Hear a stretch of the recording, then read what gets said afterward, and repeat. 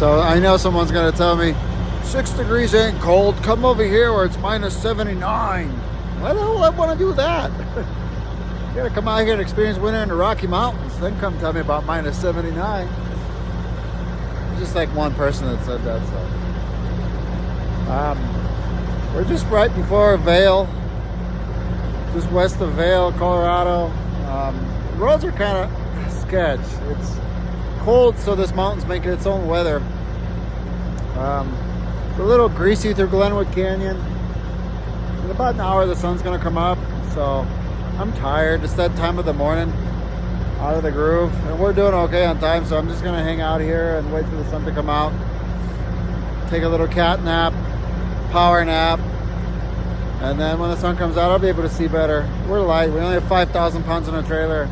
I don't need to, you know, play guessing games out of here right now. It's all right. So Denver got a hell of a storm yesterday, so they're probably still playing cleanup with that. Sometimes you're just better off seeing in the daytime than at night. Nighttime trucking in the wintertime, you guys that drive truck know what I'm talking about. It sucks.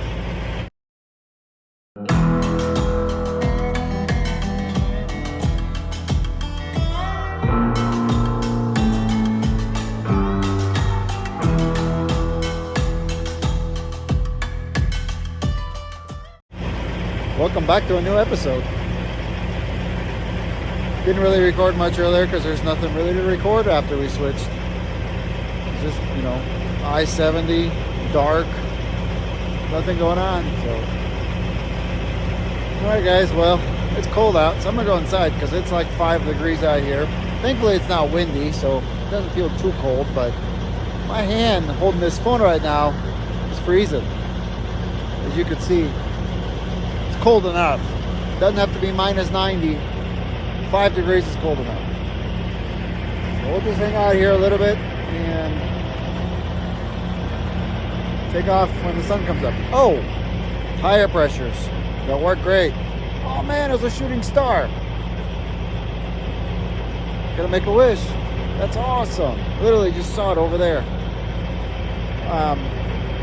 Tire pressure thing worked. It's much better. We ordered some Centromatics for the front because I think they just put the beads in there and I hate the beads.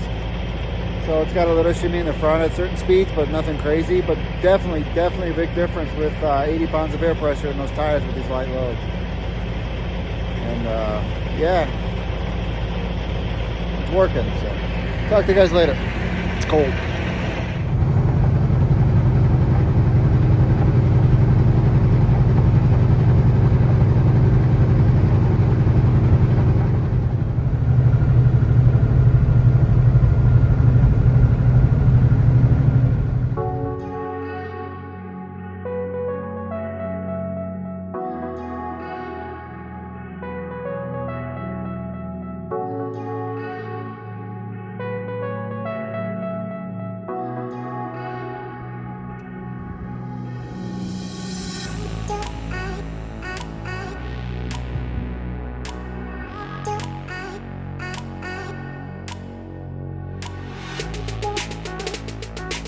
So I just messaged Martin to ask if the truck was locked because he's using the restroom, and he tells me that we might not get out of here this morning. Say what? Hey guys, how's it going? It is Thursday. It's Thursday morning in Denver. We're in Denver, Colorado. It's cold out. I want to say it's about 23 degrees. They just had a blizzard last night. Right now the sun is shining. A little bit of a breeze, but all in all, not too terrible bad. But what is kind of terrible bad is, some of y'all probably already know this because you obviously live there. Nebraska got like hammered with a blizzard, and the way our terminals work, Denver is kind of like the central relay center. So everything from the East Coast that needs to go west comes to Denver, and everything west that needs to go east comes to Denver. And so in that middle point is where all the trucks meet, and then they take the loads back to each direction that they originally came from. Well, because Nebraska got hammered so bad and there was literally no routes to come into Denver, we might not have a load right now because no freight came in, like, at all yesterday.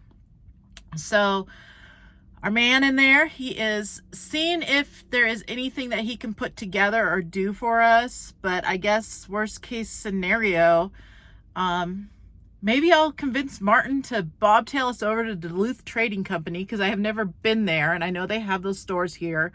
And today will be just kind of a chill day in Denver until we get some freight. I don't know. The thing with trucking, guys, and before y'all start becoming keyboard warriors and be like, "Brap, brap, brap, brap," things happen even on dedicated lanes. It happens because, you know, again, center point is the relay center. Trucks got to get other trucks out. If trucks can't get on one end, you got this situation. So we'll see what happens. Keep you guys updated. No, I'm not driving yet. It's not my time. I'm just awake because, well, you know, we're here at the terminal. I want to get out, say hi to people, use the bathroom, clean myself up, things like that. But I'll be driving later. And yeah, I'll keep you all updated. Pretty sure that wasn't a dog. Anyways, a freaking Paragon truck going through with her.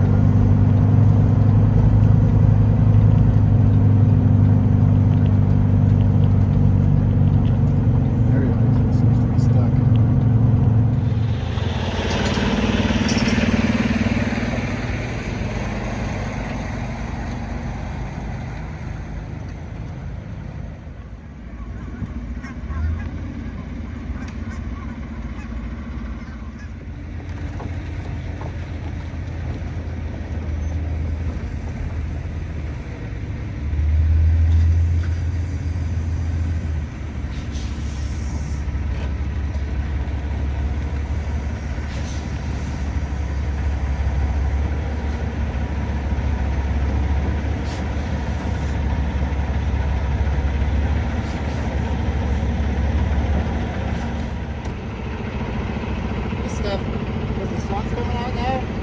I know. It's gonna melt. Well, it's pure ice right there. Oh, there's a wheel chock. There's a wheel chock.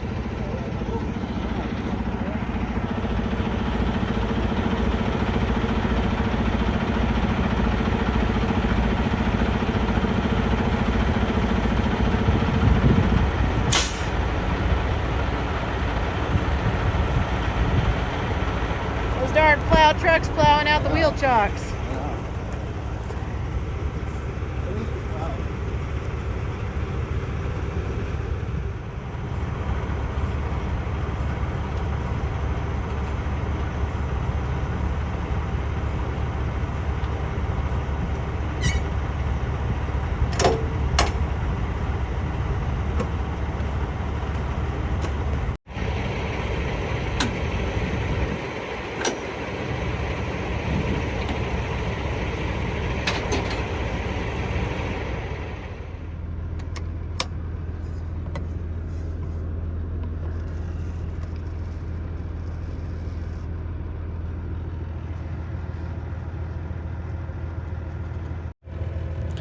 Might be here for a little bit. Might as well make some coffee.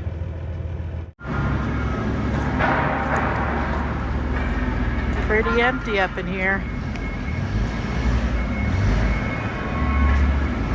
Oh, you guys aren't gonna have no freight.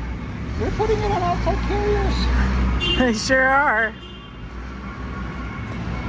Somebody hauled it for cheaper and they cleared the whole warehouse out. All the outside carriers are stuck in Kansas and Nebraska right now because the blizzard that went through there, and they're bringing us freight so we can haul it back to California. Oh. So update on our load. We're sitting here. We don't know anything yet. We might know something here in a bit, but likely if we do get out of here, we might get out of here tonight, or if not, early in the morning, because it looks like Colorado just opened up I-70, I-76 into Colorado out of Nebraska still closed, but I look at the cameras and the The road's good, so I would imagine they're going to open it up. I think the reason why it was closed is because there were some wrecks. Maybe they got them cleaned up. I don't know. I see trucks are starting to come in, but I don't know where they're coming from. So I couldn't tell you. That's just the reality of trucking in the wintertime when you're doing stuff like this. In our case, line haul, you know, when we did it at FedEx line haul, when weather impacted stuff, you had to wait because nobody's moving, nobody's hauling anything. So that's just part of the business. And we're just kind of hanging out, playing it by ear, and it's all good. Just got to be positive and deal with it, right? Yes, and then go to Duluth Trading Co. Yes, and Waffle House, but I made peanut butter and jelly sandwiches. Yeah, no, I can't eat Waffle House now that I had that Sammy. We might go. We'll find out. We'll hang out here for like, I don't know, maybe another hour, and we'll see what's going on. And if take me out to a nice steak dinner. Nice steak dinner, and then never call her again. Exactly. Don't ever call me again. I hope you don't. Alice Mantooth is a saint. That's from Anchorman. So anyway, we're gonna hang out here for another hour, and hopefully we find something out by then. And if we're gonna be sitting here, then I guess we'll go paint the town red. We got the right truck for it. Yes, that's what I mean. So, all right, we'll catch you guys here in a bit after we know something. When we know, you'll know. Actually, you'll probably know a few days after the fact, or like a week, because we're behind. So unless we make a YouTube update, hey, we're sitting in Denver and we have no load, and then we're gonna get a load back. See, this is what happened last week too. When Donner was having all these snowstorms, nothing was coming in, and no freight because of the weather. Trucks don't move, you guys don't get your stuff. Yep. Everything's delayed. So it's just the reality we live in. Highways get closed, you don't get your stuff. Stupid weather. I know, it's just I'm over it. I'm over winter for sure. It's been since October, and we're good. We want I right now I think I'd rather complain about heat than the cold. Oh, let me mention something real quick here. This thing right here on the pillar, because so many people keep asking about it. It's a blind spot detection situation. It's called the Bendix Wingman. And so what it does is if you have someone in your blind spot, it'll beep at you and like go red. Yeah, it makes a little red light. And if nobody's there and you're safe to go, it has a little yellow light for proceed with caution. But it's not very accurate because you're going to be changing lanes and it sees a wall and it thinks that there's someone next to you. And it does. So, or like a guardrail, it'll think that. So and it also doesn't take into account the trailer. No, and it's pointless. So I will say use your best judgment. And the thing with it is like I think every single 579 comes with it from the factory or the T680s, because unless you spec it without, because it's like a standard standard equipment on the truck when you get it. And then these things right here, those are the anti-glares like Fancy Hawk has, and no, they don't really do anything, they're just for looks. And then we do have one camera, which you guys probably saw in the camera video, and that's up there. But a lot of people lately have been like flooding with questions about like what's all this stuff on the pillars. So now you know. Well, the coolest stuff is the anti-glares. The other stuff, other than the camera's cool. But I like the camera. The Wingman, I don't mind it, but I think it's just it doesn't work. It's irrelevant to a trucker who knows what he's doing. It doesn't work. Well, it's kind of irrelevant to a trucker who don't know what they're doing, because like I said, it doesn't take into account like your trailer. So if you trust that to merge over, you're gonna be hitting people with your trailer. Yeah. So, all right, catch you guys later. Catch you guys later. Pick it up, pick it up, pick it up, pick it up. You see the drippy, I'm fitted up. Hop in my car and the giddy up. Secure the bag, yeah, I get the bus. Pick it up, pick it up, pick it up. You see the drippy, I'm fitted up. Hop in my car and the giddy up. Secure the bag, yeah, I get the bus. Pick it up, pick it up, pick it up, pick it up. I've been on the flex since flex zone.